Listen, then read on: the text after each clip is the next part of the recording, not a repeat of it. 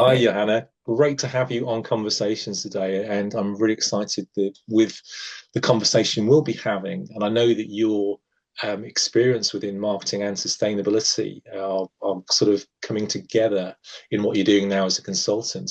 But what was your sustainability journey?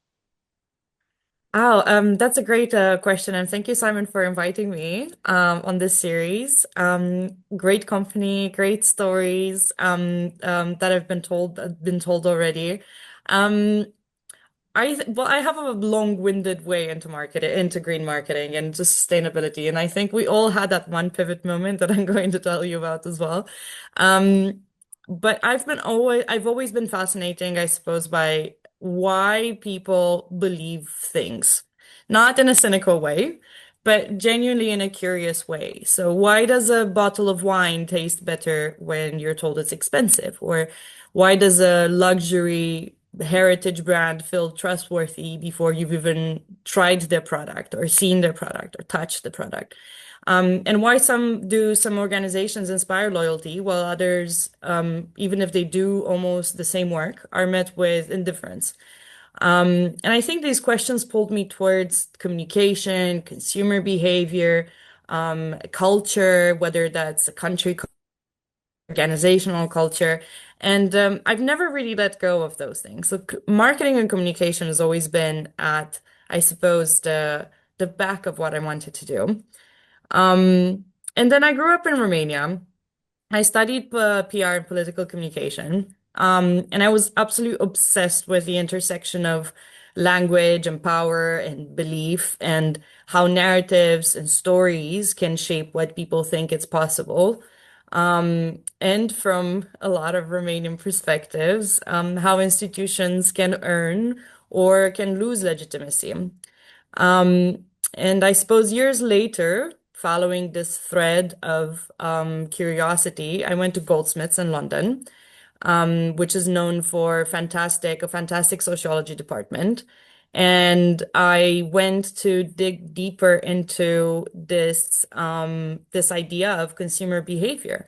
And I did a master's there. It was in brands, communication, and culture.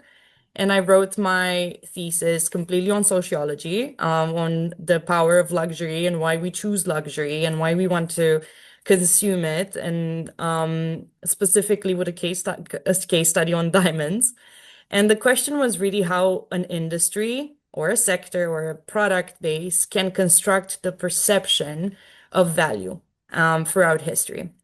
Um, and I suppose what I didn't expect in those questions about trust and legitimacy and proof was to bring me little by little to be so passionate about much more urgent questions that we have today in climate and sustainability.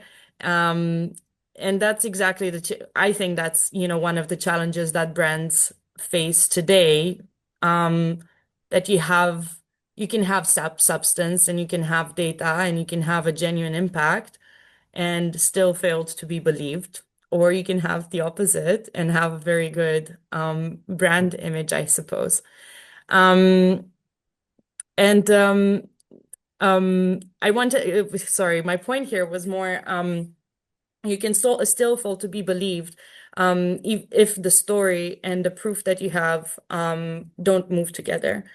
Um, and this realization really threaded through my entire career. I started in comms. I started in an agency. I worked at DDB in Bucharest, and it was crazy because it was a completely different time back then. They didn't offer internships. I had to convince, a bit like in series, an MD to give me an internship. And it was a fantastic way of learning, really. And then I was elected to run a pan-European NGO in Brussels in my early 20s. I was so convinced in my early 20s that I can move, which is funny now, but I was taking it very, very seriously back then. And then I moved into luxury branding in London, and then to much more data-driven roles at WPP and then at BCG. And then I had a pivot moment where I thought I have this amazing skill set of being data driven and having this corporate matrixed experience and institutional psychology and social and everything that I had gathered until that moment. And I think I asked myself the question, what do I want to do with all this Mm. baggage of skills? And I wanted to do something more purposeful. So, that was my pivot. That was the moment I said, okay, let's try something else. And I had a chance to test it first. I tested it at BCG. It was the right moment, right time, all the planets aligned, and there was a maternity cover open for a marketing role supporting the social impact practice at BCG. And really, that was about translating the stories of projects that BCG did with their clients and putting it into a shape, into a form that audiences can really understand the value of it. What is the impact that stuff like this has? Besides, the millions that go into consultants and all of those, that part of the sector and the industry. But I had the chance to really contribute um to looking at data, working with analysts, working with consultants that are very much focused on their matrices and processes, and finding the way to translate what's important to an audience that could Mm. really see the value. And that That's was my really cool. big pivot. Yeah, sorry. That's really cool because that sort of fits, doesn't it, with the one of the main challenges with sustainability at the moment is that there's lots of what are called declarations out there and lots of stories, but they don't actually connect to the data at all. And companies are getting into reputational difficulty, and some are being fined because that's not happening. Coming back to your background in luxury, though, just want to sort of ask you a question on that. One of the things that I might have the wrong perception on this, but luxury and sustainability don't seem to fit together. Where I was looking at some products recently which were perceived to be recycled, and Mm. therefore, because they were perceived to be recycled, were therefore of a lesser quality than some of the rivals that use the virgin materials. What's your experience with luxury and sustainability? Can both sit together, or do they both they opposed to each other? That's such an interesting question. One thing that I really believe is that luxury means time. Luxury is time. Mm. It's whether someone spent a lot of time doing something, producing something for you, whether it's, that artisan work, or whether it's people taking time to do things for you, or whether it's you having more time for yourself. So I think it always works around the concept of time. I think the material to your question, the material itself, I think it can be made into a story that's extremely interesting. And you Mm. can take something discarded and make it into a luxury item for sure. I don't think it needs to be virgin. I don't think it needs to be something completely new. Although that is one part of luxury for sure. And there's a category of those products, surely. But I do think that the ultra high net worth individuals now and the luxury consumers, the true luxury consumers, appreciate much more the time spent in doing something and for sure it could be something that is recycled if it's been processed in a way that really shows beauty and Mm. artisanal and a skill. Um, and I think there is for sure a tendency towards this much more and more. But then, on the other Okay. hand, they travel by private jets. So I Yes, good suppose there point. are things that you need to Yeah, compensate for. yeah, definitely. Focusing in on I suppose the storytelling aspect of your passion. I know that you work with teams in deciphering what they're about and developing a strategy out of that, the messaging, the storytelling. What are the main challenges that the teams you work with face? I think, yeah, I think for everyone, it's communicating and telling a story, I don't think it's something that's easy to do. I think being relevant for to multiple audiences, to multiple publics, I think it's difficult. I think it's difficult to Mm. say a story that's interesting. I think it's, and I think you are so, and sorry, I'm thinking in the context of me usually working with scientists, with analysts, with people who have backgrounds in engineering or in more, let's say, numbers forward roles rather than in communicating. And for many of those people, I feel the value stated is, well, it's simple. It's 1 + 1 = 2. Of course, like this amount, of course, it's a good thing. It's very mathematical, very factual, very precise. But I think not everyone reacts to that messaging. And perhaps, like, even, perhaps math to math, it might be an easy sell. But I think with wider audiences, I think you need to find the one kernel of information that is going to really connect with someone.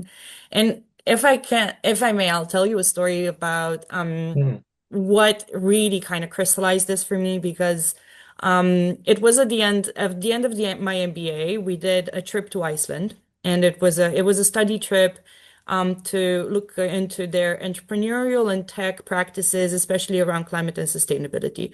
Honestly, I can't help. I mean, I can have a separate episode just talking about that because it was Cool. Yeah. absolutely incredible. Um, Amazing. and I was just blown away by the way that the Icelandic people we met, I don't want to generalize, the way that they looked at social life and nature life and the philosophy around it. It Mm. was just incredible. And at the end of one of the evenings, we had a special guest, and I'm so sorry if I'm butchering his name. It's Andri Snær Magnason. It's an Icelandic author and climate activist. You might remember him for organizing the funeral of a glacier in 2019. Okay. I Um, don't remember that at all, actually, but Something to wow. look into for sure. He Okay. also wrote a book um, on time and water. Um, it was definitely before my MBA, so I want to say 2019, 2020. And honestly, I thought that was one of the most powerful books on climate change. Mm. And his speech, sorry, to get to the point, was the idea of rejecting data-heavy communication and choosing Oh, yeah. myth and family and storytelling to get to a point. And what struck me was that he'd made a deliberate choice to really abandon data sets and what scientists say and this type of communication. And his example, I think, was who understands what it really means, besides the scientists, who understands what it really means when we say that the planet is going to warm up by 2 degrees Celsius? Because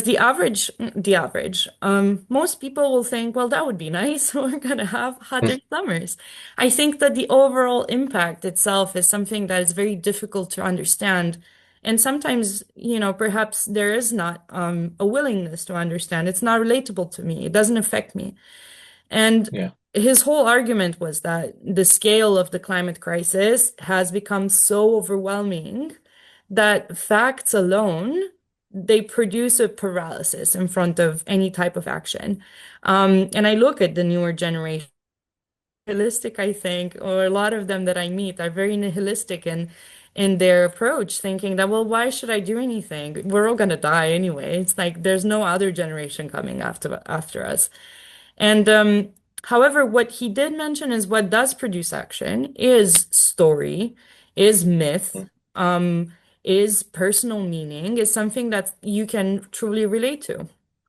And um, and I think that's what good marketing can do. I think it's Really good. taking what analysts or, what my BCG consultants put on a slide Yeah. and being able to do a strategic message that someone can understand quite quickly, why it matters to them, what's in it for them, what do they gain out of it, what do they lose out of it. And I think it's simple principles, but good to remember that we should Yeah, uh, definitely. we should employ them.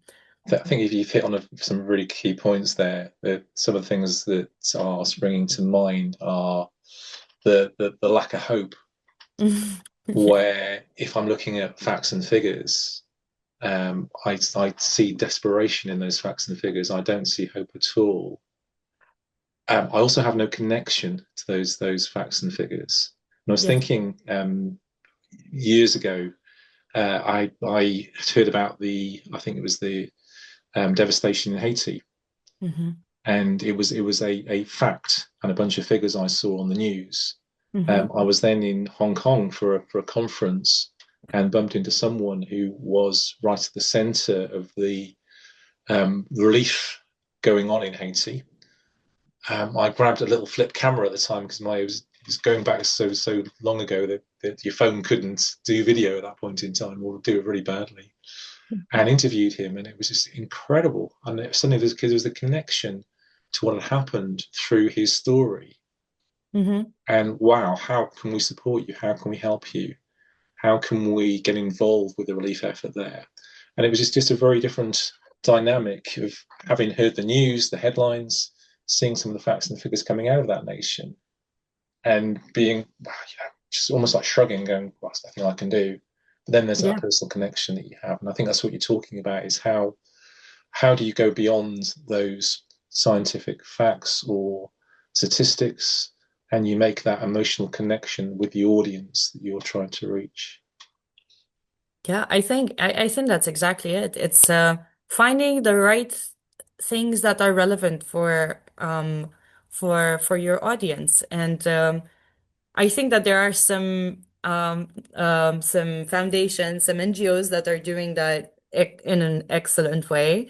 And I think it's also hitting just the right notes, making it part of Mm, their day-to-day life, making it relevant to putting themselves in the shoes of the worst case scenario, I suppose.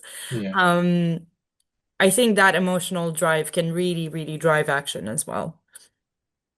yeah, definitely. I think the key as well is all around, and it'd be interesting to get your thoughts on this, how it affects the brand of an organization, because there's something powerful with a story, uh, in the sense that we can recall them, we can retell them lots more effectively than we can for most people anyway, facts and figures. And a friend of mine, who's had an incredible career in marketing and communications, Kate Nicholas, she talks about us being I'm going to get this wrong, hopefully not, Homo narran, which Hmm. is the creature that loves a narrative. Hmm. And she does a whole piece on the power of storytelling. And how have you seen that sort of um, connecting with brand and almost like potentially redefining brand as well? Has that been something that you've seen within the work that you're doing? Um, the work that I do is a lot with corporations, so I will say, so I will say actually yes, yes, it's you can see clearly the brand um the brand impact of brands that align their narrative with everything they do, that live the values, that live what the concept, I suppose, that they put forward, and the brands that do it for compliance or for the need to answer shareholders or to answer different more corporate stakeholders, I suppose. And I mean, I will give a pretty basic example, but I think a brand that does this very well is Patagonia. Mm, They've spent decades building the action first, the repair programs, the environmental litigation, the way they use their brand, the way giving away the company to a climate trust. Everything that they've done is really aligned with what they say they represent. And their marketing isn't trying to convince you that they care. It's showing you their receipts, as we say on social media, I suppose. And that's a very different posture. And because their foundation is so solid, even their more provocative campaigns, I suppose, like the famous "Don't buy this jacket" mm. ad, land as more credible rather and you can only say something like that if you've earned it. And I would say that good. good green marketing starts with the principle of do and then say. You Mm, earn yeah. the right to communicate by acting first.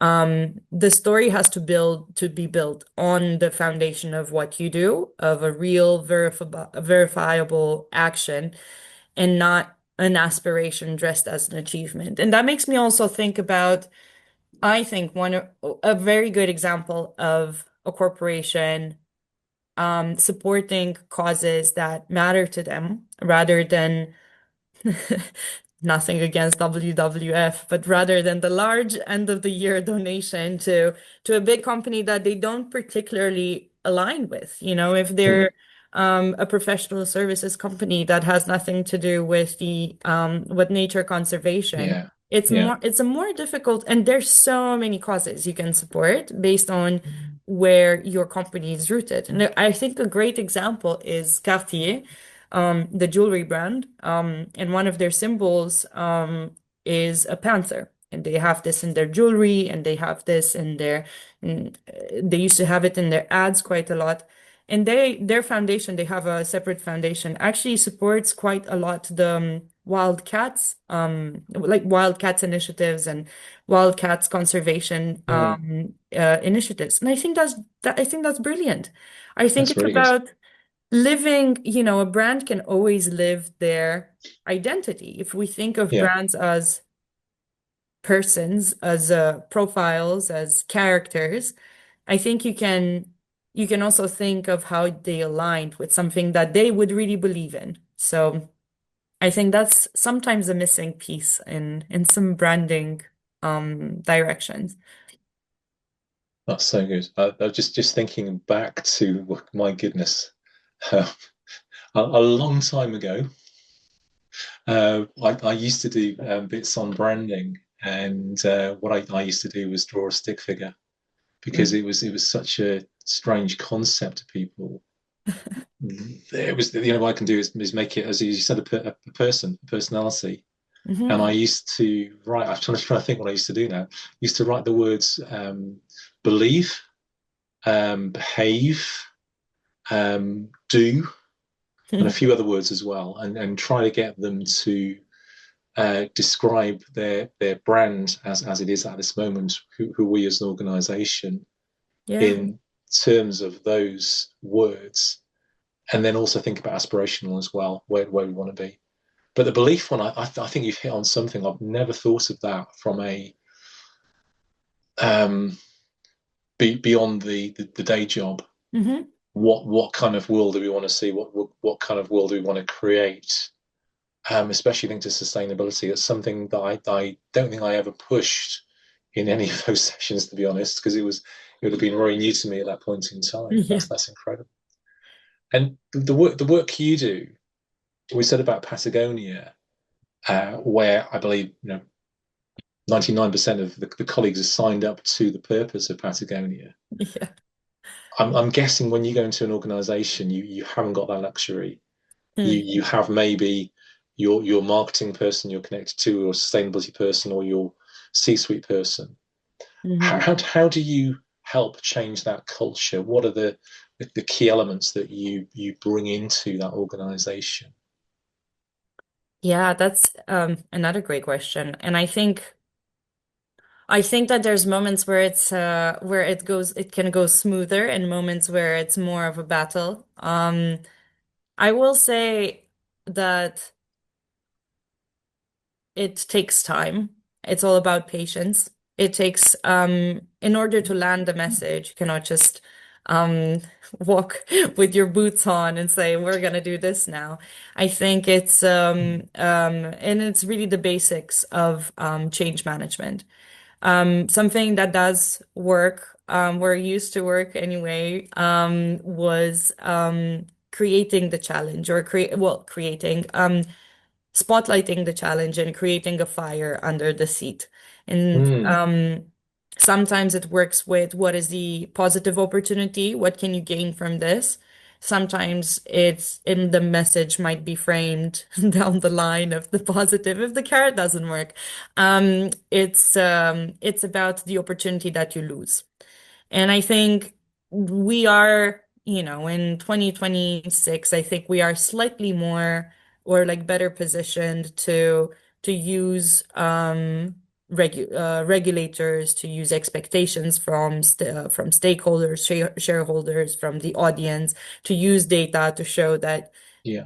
there is if there isn't an emergency, there's definitely a need to progress this. Um, and it often happens that, for example, with corporate donations and philanthropy, it happens that you have one person that is crazy about the topic or the foundation or Yeah. the project in a company or at the top of the company, and you have a great relationship with them, and perhaps like for a few years there's funds flowing into an NGO or a foundation through them, but then the relationship, you need to develop the relationship beyond that. They're not associated with the company anymore. How do you expand from there? So um uh I I like this idea of bringing people in on the things that they're interested in. Yeah. Um, and for some, it might be, example, if it's a nature conservation a foundation. For some, it might be the wildlife, the cute animals. For some, it might be the events. For some, it might be the community. And you kind of slowly you try to move into the different directions and bring people in. And I suppose it's about enlarging your community. Um, I think it's adapting as well your language and your presentations and stories to Mm. the different levels and the different cultures. And I think that's somewhere where my Goldsmiths sociology degree comes in, because one of the things I'm so lucky to have learned there is to really identify the small indicators of what people are interested in and create a pattern out of them and Mm. map a culture to that, whether it's an organizational culture or the culture of Romanian mountainside, thinking of one of the foundations I'm working with.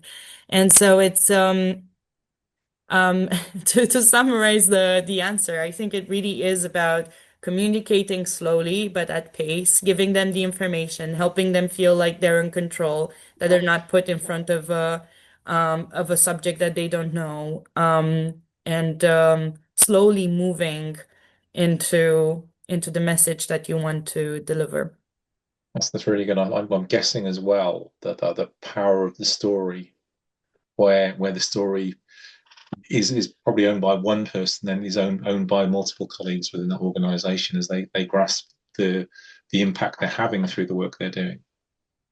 Absolutely, yes. And I think it's also bringing people in. And you just need a couple of those outgoing people that are going to talk about how passionate they are. And yeah, bring people in, bring the curiosity in. But you also have to create the right environments for that to happen. And I remember at BCG, I worked, and this is more from a social perspective, I suppose. But we were working on the role model, sorry, on the Women at BCG community in London.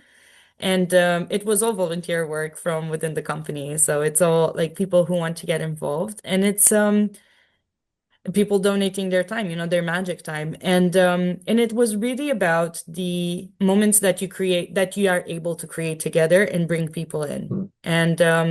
And what you can, yeah, what's in it for them? What's in it for the ones who don't really want to be there, and how can you make it worth their while? And I think sometimes we forget that, and kind of back to the question, to what I was saying about story, to the Icelandic author. Sometimes we just think that the actual thesis of it is enough. I mean, yes, we need to have a women's community support community. It's like you think that would be enough to bring people in, but actually you need to find the things that are going to inspire Yeah, people to take time out of their super busy schedule and give you that time, really. that's really powerful. I think it's the words that went through my mind was saying that it's moving beyond the what to the so Mhm. what. Yeah. So you expect people to see the what and actually we're going to be signing up for this. This is something we're getting behind. But you have to talk about the so what. What's the result of us doing this? What are the stories? Yeah. behind the individuals that have been part of this. How has it benefited them? How can we tell their story in a compelling way? And that's a great, yes, correct. And that's a great way of actually, that's one of the foundations on which I've been working with some of my clients to build donor engagement playbooks. Mm, Um, and it's difficult because the more you are into profiling and data and creating a way to engage people, the more you realize how different they are, how many different layers people have, and how difficult it is to, you don't want to pigeonhole anyone. But how can you create experiences and I suppose platforms that they want to engage with based on what they value and what they like to do in life. And it's been a super interesting thing to develop, that's for sure. that's really cool. I was thinking from an NGO charity perspective. Part of my experience was seeing when I was at YMCA, for example, we would have donor events, and what would happen is a young person would stand up and talk about their life, the bad parts as well as the good parts, and where they were now, and how the YMCA was helping them, and that would get people to put their hands in their pockets and donate. But I'm guessing that the NGOs on storytelling have to do that on a regular basis, be updating and talking about the impact they're making and the impact that your funds are making. Is there something that businesses can learn from that in particular? Um, that's, that's a great question. I suppose it's not very different. I mean, it's not very different for businesses, I think. Well, and I'm not necessarily talking about the own businesses, perhaps more of the public or partnership type of Mm, businesses.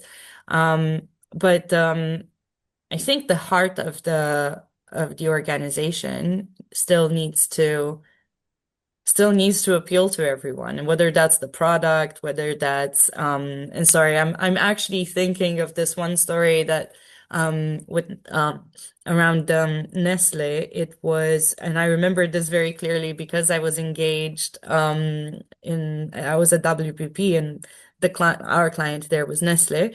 And obviously, you're very much you pay attention to everything happening in the news.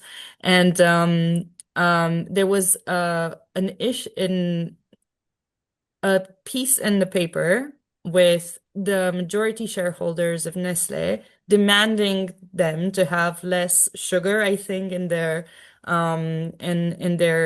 products.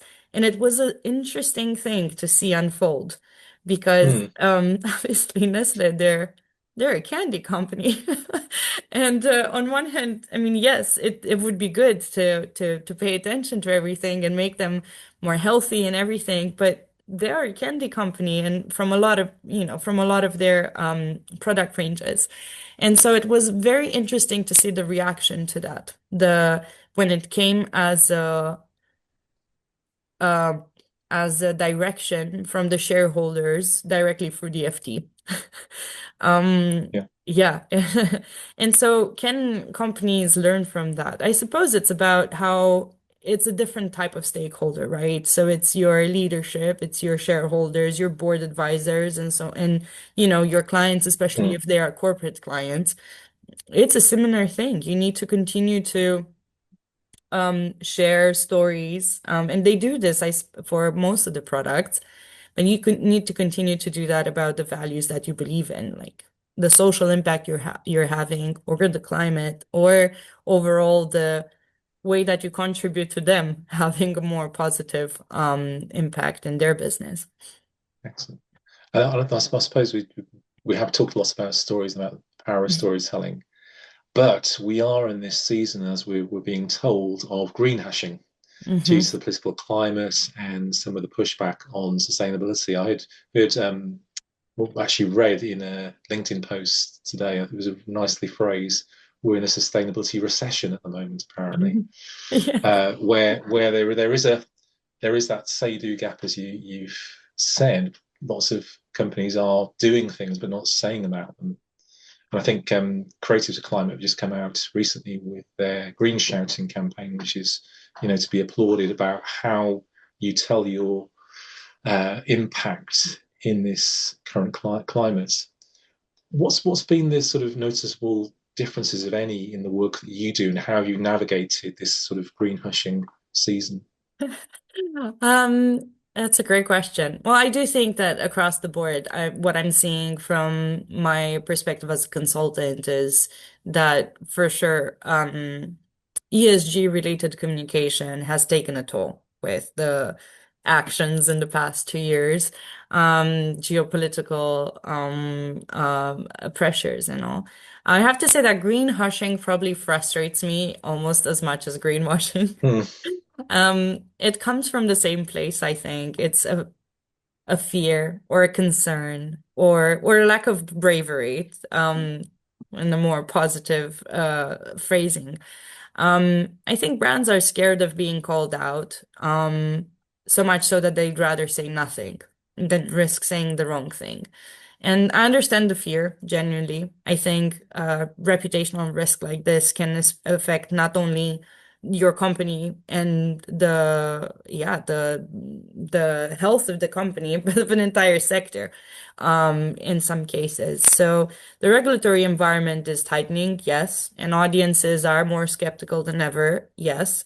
And headlines, one bad headline can really undo the years and years of real work. But I don't think going silent is the answer. I think then when brands actually do the work, when the brands that do the work stop talking, then the only stories left are the bad ones, are the Yeah. ungenuine ones. And that's worse for everyone, I think, for consumer trust, for the industry, for the organizations that are genuinely trying to make progress. Um, but then there's always also a waiting. Let's wait until we have clear proof of impact. Let's wait until we have Hmm. clear data. And that means that sometimes you might not have a quick reactive messaging, which is what a fantastic marketing is sometimes about. It's very situational. It's very event-based. It's a tweet. Well, it used to be a tweet. Yes.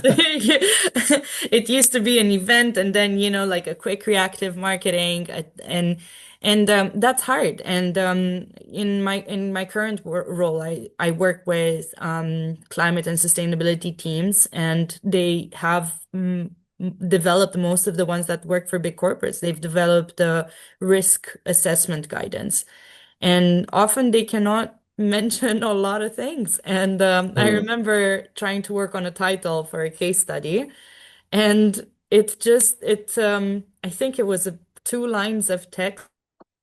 And I said, well, I think we need to take a step back and really see what we can talk about, because right now this says nothing. It's so vague, it's so uninteresting for such a wonderful, impactful story Yeah. that maybe I'm gonna share at some point on LinkedIn.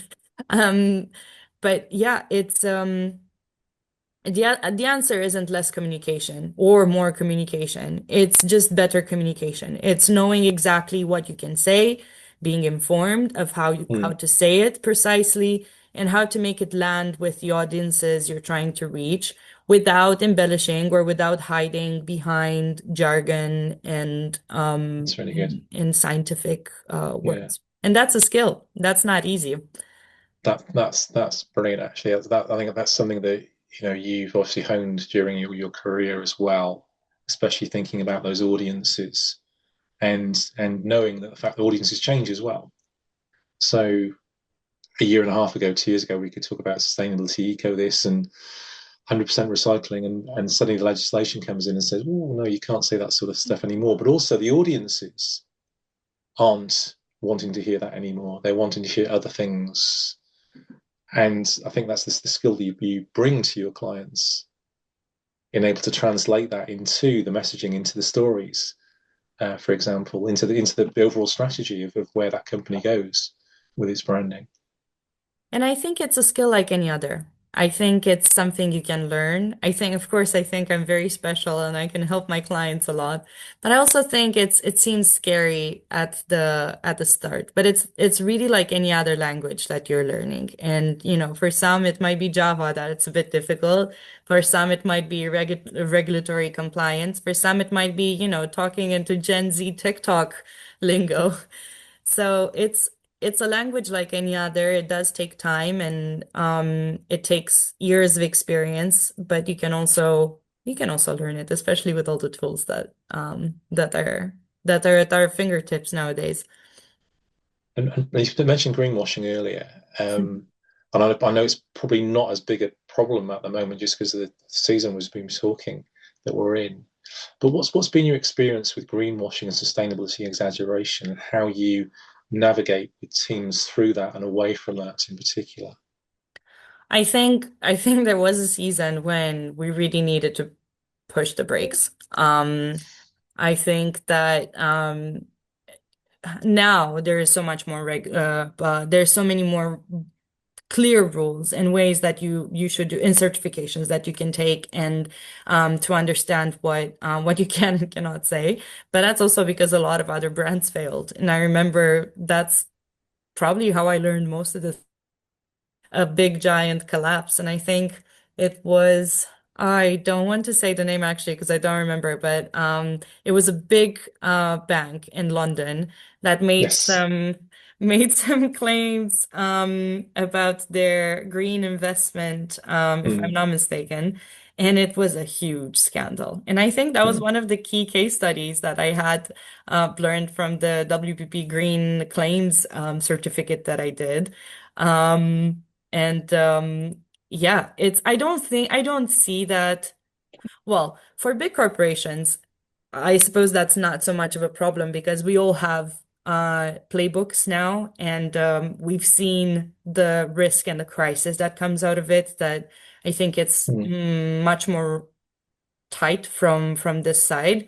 But I think me perhaps medium to small companies that also Yeah, can maybe yeah. go under the radar. I think it's a deal breaker.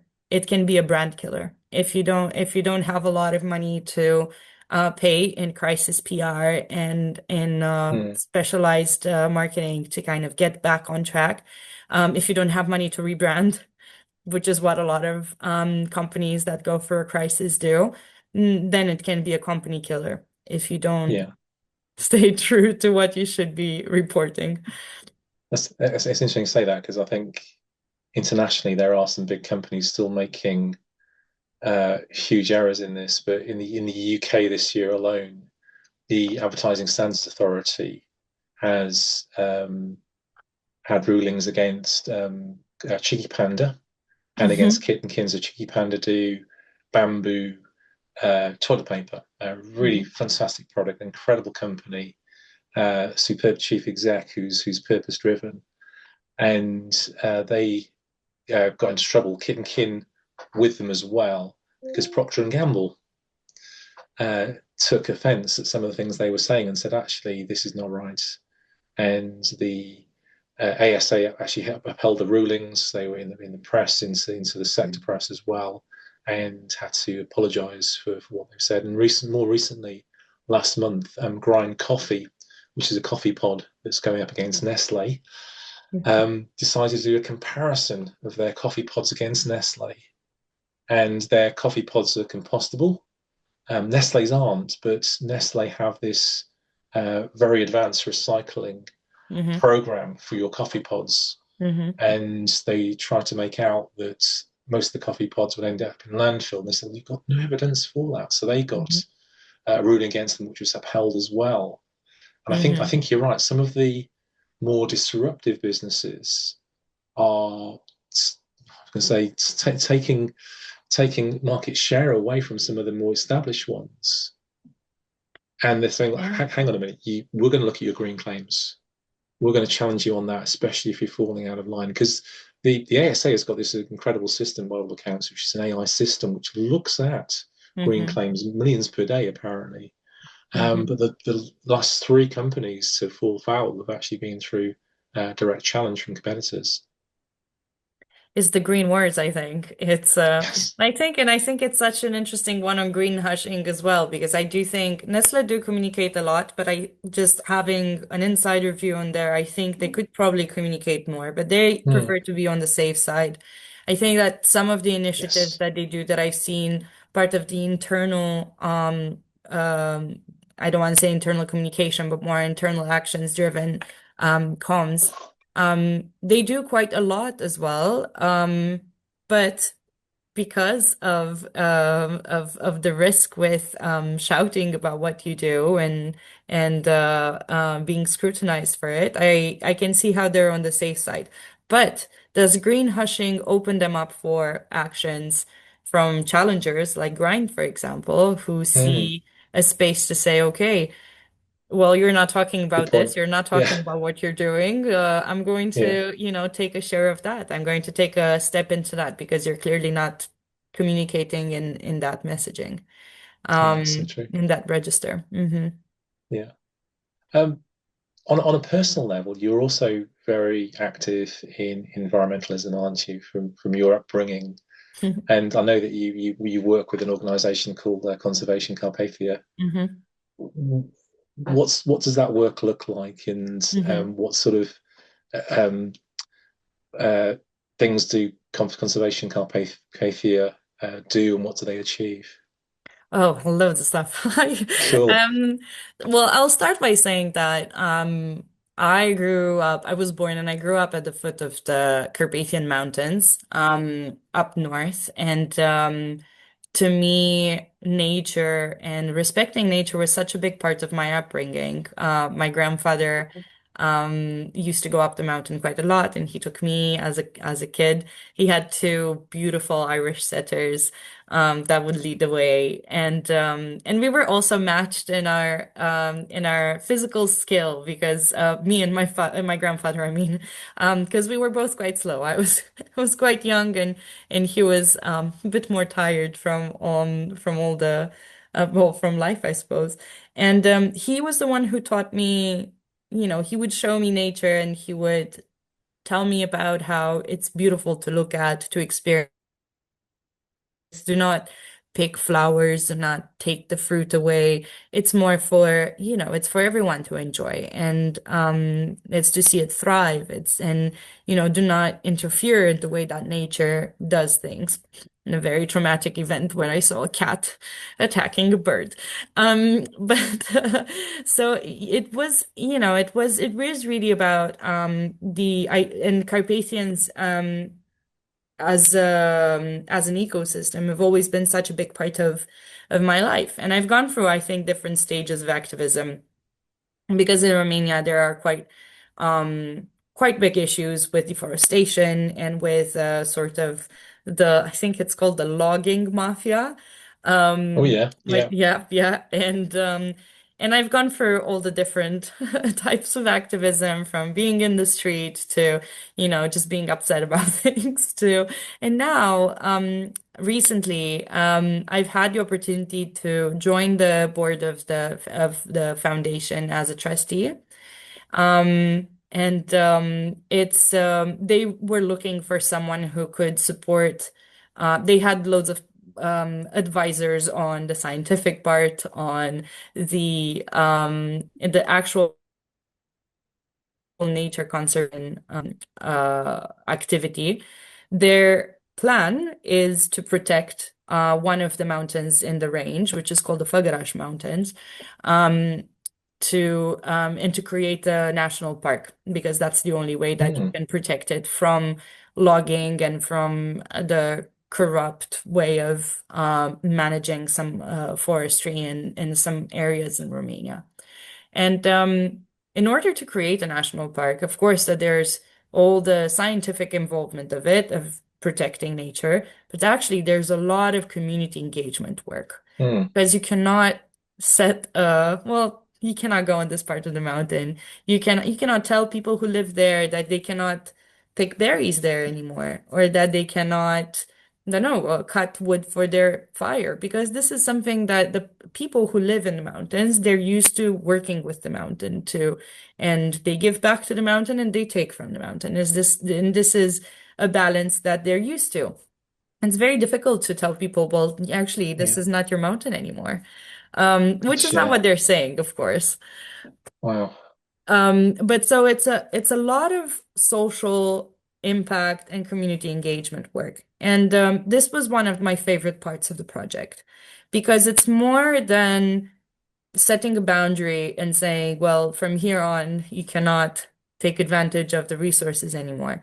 It's about showing the people in the area um, that more beautiful and better ways of working with nature than taking advantage of it till you seep it dry.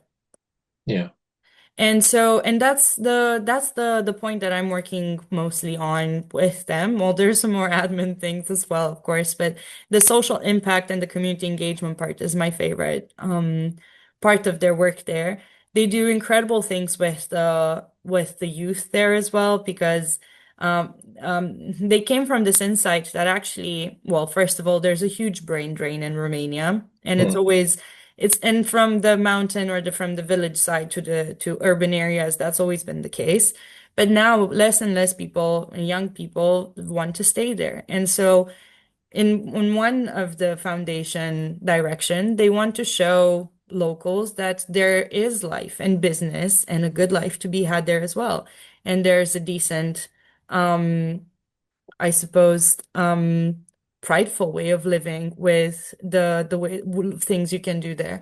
They even have schools for young people they have free camps for school children to come and discover nature. So they know what a Amazing. maple leaf looks like, Yeah. and they can recognize things and they can learn about their local nature. And I think that's just they have so many product projects that are so interesting. Again, I could probably talk for hours about it.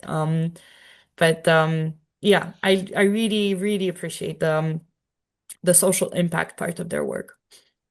That sounds fantastic because as you explaining what's going on, I was almost like seeing each element of the challenges as almost like an individual SDG Oh and them yeah. being in battle with each other. So that must be Hmm. very, don't rewarding, but a great challenge to have to see how can these coexist together in terms of the young people wanting to improve their education so they can move out, but actually they can improve their education so you can actually be here and thrive Hmm. here. And then the communities who've used the land for years and years, how do we navigate that with them and with the environmental issues that we have there and the challenges we have with on the environmental side that we need to face as well. It sounds like the SDGs coming to life in one sort of Yeah. location. Ecosystem. Yeah, That's very absolutely. cool. And it's really interesting to see how they're doing. So they do have an entrepreneurial support arm as well. So, it's really touching to see the mamaye, which means like the old lady in Romanian, who's doing cheese, and she's been doing traditional cheese for her whole life.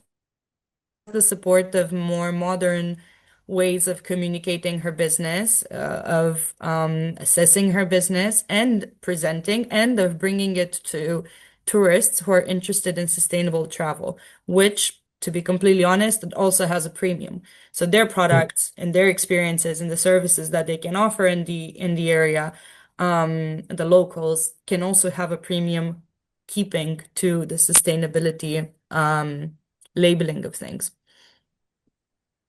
Fantastic. Well, Jana, it's been a real uh, learning environment for me in particular, just sharing some of the things you're involved with and some of your experiences along the way as well. Just want to say thank you for sharing on conversations today. And I just want to wish you every success for the future as well. Thank you. Thank you so much for the invite. And I'm really looking forward to seeing this series bloom. I think it's such a great idea. And yeah, your content has always been so inspiring. So yeah, looking forward to seeing how it evolves.